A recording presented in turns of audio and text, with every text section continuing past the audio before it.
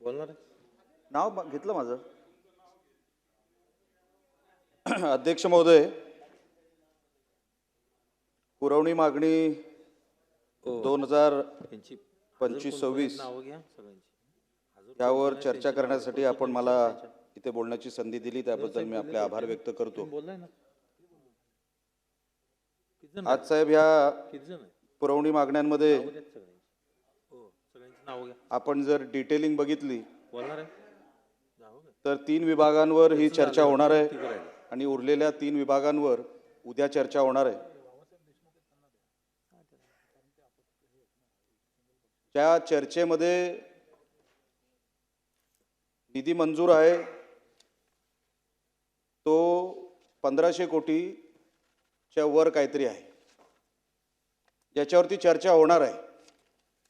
आणि ज्याच्यावरती चर्चाच होणार नाही आहे तो 10,482 कोटीचा जो काही इकडे ॲलोकेशन झालं आहे त्याच्यावरती चर्चा होणार नाही आहे.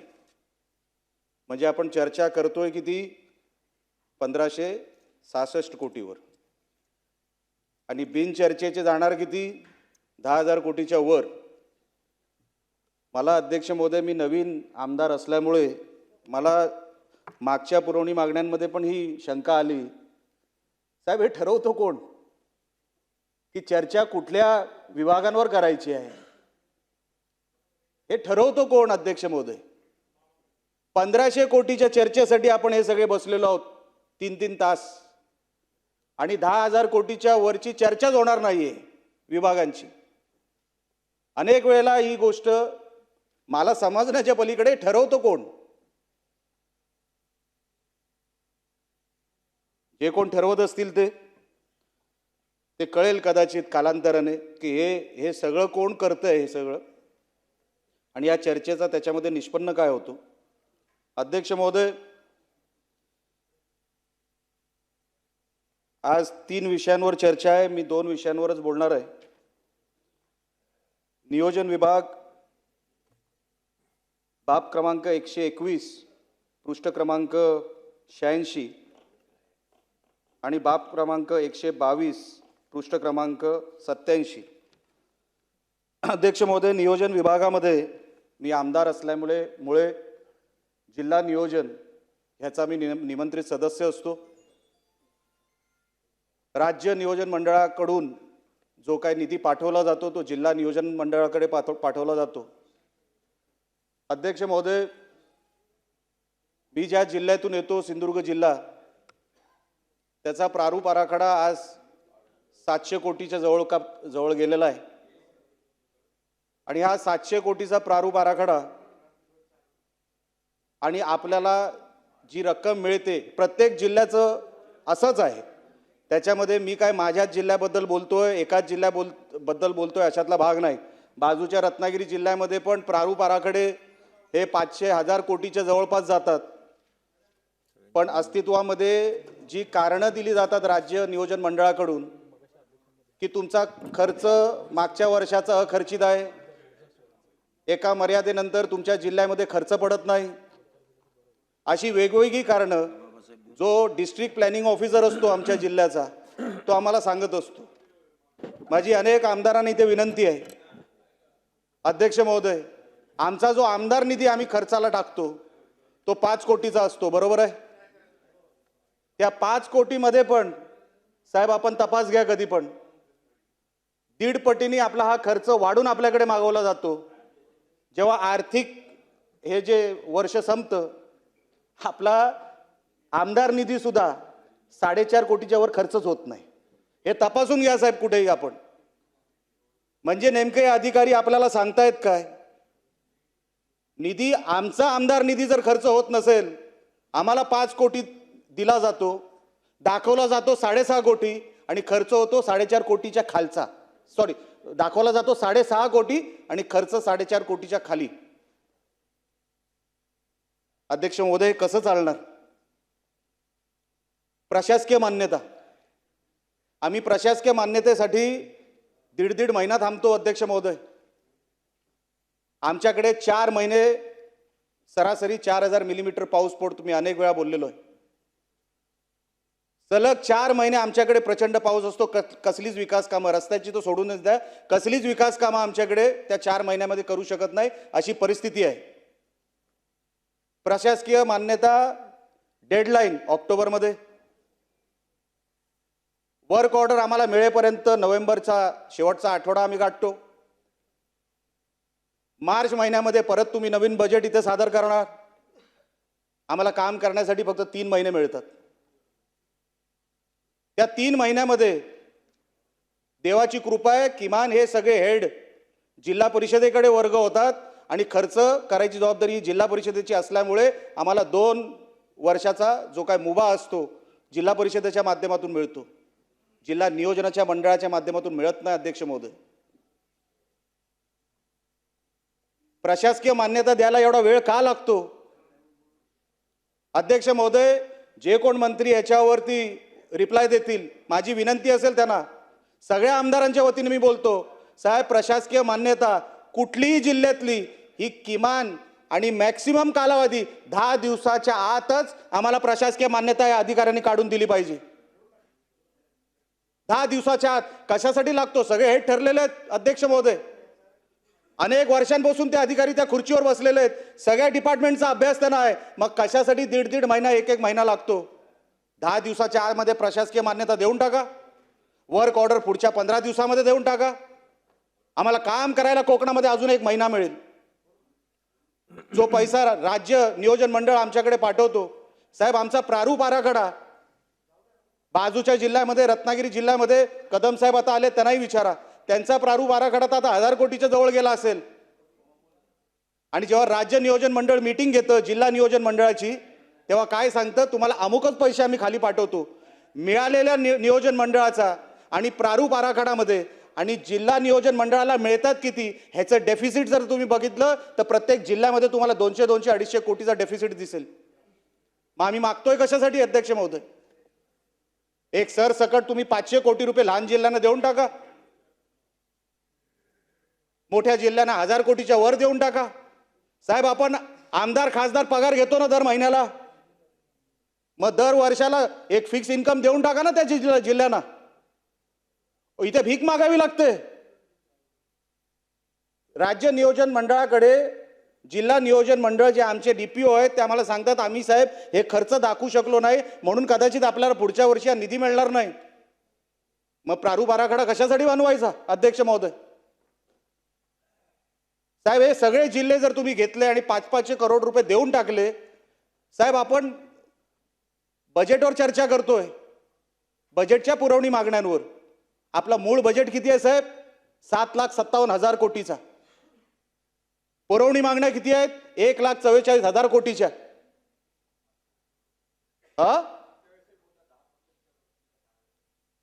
मला एक सांगा अध्यक्ष महोदय, जर प्रत्येक जिल्ह्याला, लहान जिल्हे 500, मोठे जिल्हे 1000 आणि 1500 जर तुम्ही फिक्स देऊन टाकले, काय बिघडणार आहे आपल्या आर्थिक व्यवस्थेमध्ये?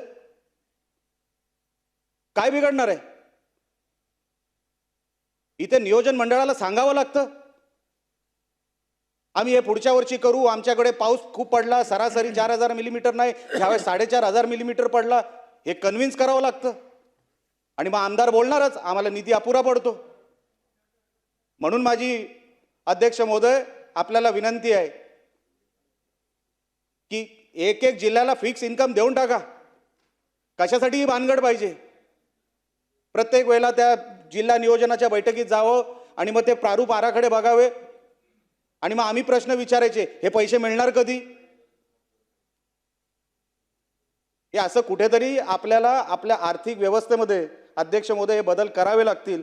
कारण का आता काळ बदललाय, येणाऱ्या काळामध्ये आपल्याला हे 100% बदल करावे लागतील. एवढी विनंती आपल्या निमित्ताने मी सभागृहाला करतो. दुसरा मुद्दा, सार्वजनिक आरोग्य विभाग, बाब क्रमांक 124, पृष्ठ क्रमांक 90, 125, पृष्ठ क्रमांक 90, 126, 91, पृष्ठ क्रमांक. अध्यक्ष महोदय, कंत्राटी सेवेमध्ये 32 कोटी 88 लाख रुपये खर्चाची तरतूद करण्याचं सुचवलं गेलेलं आहे. अध्यक्ष महोदय, कंत्राटी सेवा प्रत्येक जिल्ह्यामध्ये आहे, त्याच्याबद्दल काय नाव घ्या घेऊ. वेगळं सांगायची काय मला काही गरज नाही. हे जे कॉन्ट्रॅक्टर जे आहेत साहेब, हे कॉन्ट्रॅक्टर ज्यांची आपण बिलं भरतोय 32 कोटी 88 लाखाची, हे प्रत्येक जिल्ह्यामध्ये अध्यक्ष महोदय काय सेवा देत आहेत ह्याच्यावरती कधीतरी एक वेगळी चर्चा झाली पाहिजे. कसली सेवा देत आहेत हे कॉन्ट्रॅक्टवर जे काय मॅन पॉवर सप्लायर आहेत, कसली सेवा देत आहेत हे साहेब? आमच्या एका, आता तुम्ही थकबाकी म्हणाल तर ही थकबाकी फक्त कॉन्ट्रॅक्टरांना देण्यासाठी, तर आमच्या जिल्ह्यामध्ये समजा आपल्या महिला हॉस्पिटल त्यामध्ये 53 कर्मचारी आहेत आणि 4 कंपन्यांना कॉन्ट्रॅक्ट दिलेला आहे, 4 कंपन्यांना, आणि त्यांचा थकीत पगार हा एक प्रत्येकी काहीतरी 40,000 आहे. हे सगळे मिळून कंत्राटी सेवेमध्ये हे जे कोण सप्लायर आहेत, कॉन्ट्रॅक्टर आहेत, यांची थकबाकी आता साहेब 4 कोटी 4.5 कोटीच्या वर गेलेले. आमचा जिल्हा लहान आहे. आता मला सांगा, कॉन्ट्रॅक्टरांची लबाडी बघा. आता ह्यांचं कुठेतरी कुठल्या तरी डिपार्टमेंटची ह्यांचं जुळवाजुळव झालेली असते. हे ते पैसे काढतात कसे तरी. खाली कर्मचाऱ्यांना मिळत आहेत का? खाली कामगारांना मिळत आहेत का? तपासून घ्या साहेब, तपासून घ्या. या कॉन्ट्रॅक्टरना आपण पैसे देतोय सरकार म्हणून. हे 32 कोटी रुपये पुरवणी मागण्याच्या माध्यमातून आपण तरतूद करून ठेवलेली आहे. हे प्रत्येक जिल्ह्यामध्ये 5-5, 10-10 कोटी रुपये गेले, ते कॉन्ट्रॅक्टरांना गेले. ते कॉन्ट्रॅक्टर खाली देणार आहेत का? ह्याचा तपास कधीतरी झाला पाहिजे साहेब. 15 वित्त आयोगामध्ये आणि त्यांच्या शिफारशीनुसार आरोग्य सेवा बळकट करण्यासाठी 178 कोटीची तरतूद ह्या वर्षात तुम्ही करा असं सांगण्यात येत आहे. ते होईल की न होईल हा नंतरचा भाग आहे. ही सगळी तरतूद जी आरोग्य विभागामध्ये साहेब करण्याचं सरकारने ठरवलंय पुरवणी मागण्याच्या माध्यमातून. एकदा साहेब ग्रामीण भागामध्ये PHCची अवस्था बघा, PHCची अवस्था बघा, प्रायमरी हेल्थ सेंटरची काय अवस्था आहे तिकडे साहेब. कुठल्याही हेल्थ सेंटरच्या आतमध्ये गेलो ना गावामध्ये PHCच्या, आम्हाला वाईट वाटतं तिकडे लोक काम कशी करतायत ती. काही ठिकाणी टॉयलेट चांगले असतील पण त्या PHCची अवस्था बघवत नाही. आता अध्यक्ष महोदय, आपण चर्चा फार मोठमोठ्या करतोय. प्रायमरी हेल्थ केअरमध्ये आताच कुठले तरी मला वाटतं सदस्य बोलत होते, डायरेक्ट रिफर करतात सिव्हिल हॉस्पिटलला. सिव्हिल हॉस्पिटलची अवस्था PHC पेक्षा खराब झालेली आहे. मग हे पब्लिक हेल्थ सेंटर जे आहेत, प्रायमरी हेल्थ सेंटर जे आहेत, कशासाठी बनवलेत अध्यक्ष महोदय? माझ्या मतदारसंघात 36 PHC आहेत. कुठेतरी आम्हाला असं वाटतं की MBBS डॉक्टर हाताळत असतील, काही ठिकाणी तर MBBS डॉक्टर सुद्धा नाही आहेत.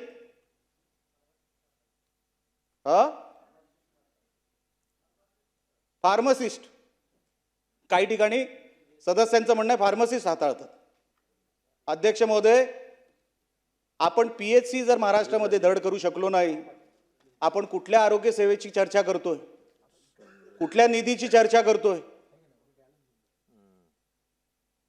या PHC प्रत्येक गावाचा एक आधार आहे.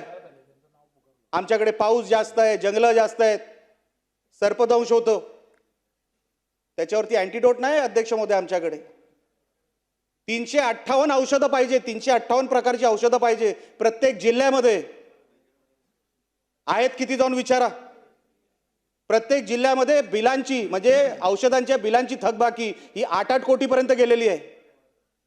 या 178 कोटीमध्ये होणार आहे अध्यक्ष महोदय? हे गणित कसं जुळवणार आपण? औषधं 358 प्रकारची आपल्या जिल्ह्यामध्ये असलीच पाहिजे.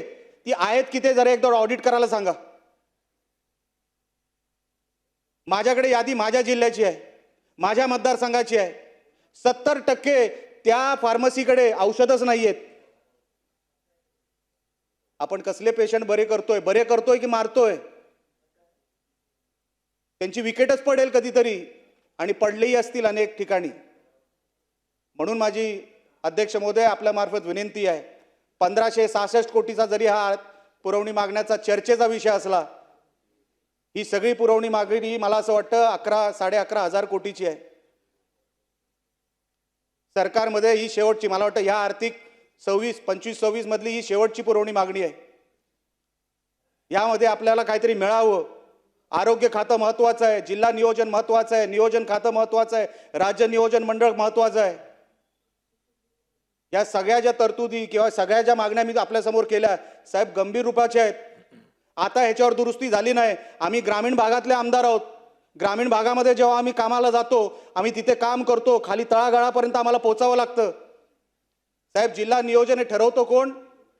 मॅपवर. आमचा जिल्हा लहान दिसत असेल साहेब, पण प्रत्येक गाव हे 1000-1200 हेक्टरांचं आहे. एक वाडी डोंगरावर आहे, ते एक वाडी आमची खाली जंगलात आहे कुठेतरी. मुलांना शाळेत जायला ना पण 2-2 किलोमीटर लागतात चालत पायी. म्हणून भूगोलावर ठरू नका की इथे किती पैसे पाठवायचे ते. जी आताची जी काय व्यवस्था झाली आहे, आर्थिक व्यवस्था झाली आहे, देशाची असेल महाराष्ट्राची असेल, ती रिक्वायरमेंट काय, त्या रिक्वायरमेंट नुसार प्रत्येक जिल्ह्यामध्ये पैसे पाठवा एवढी विनंती अध्यक्ष महोदय या निमित्ताने मी करतो. आणि आपण मला बोलायला संधी दिली त्याबद्दल आपले आभार मानतो. धन्यवाद.